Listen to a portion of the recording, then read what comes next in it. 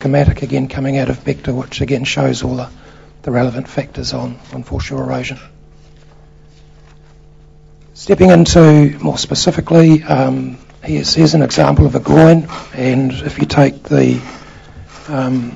situation where there's a general sediment movement from the top of the slide down to the left,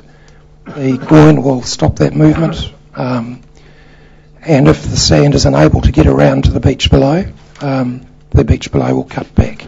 and that is a fundamental fact of science. And I guess a key example of that is the Kinloch Marina, where we've got a scenario there of the same geology, we've got the same wind, we've got same tectonics, and we've got essentially, if you look at particularly the bottom right slide, where your general sediment movement is from top left to bottom right, you can see what's happened to the beach on the lee. It's just progressively cutting back.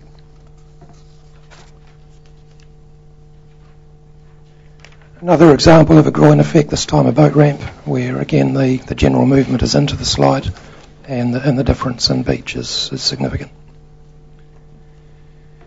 There's been a number of structures built within what we'd call a fluctuation zone, and often they've been put there to protect. Not always has the design been well thought out, and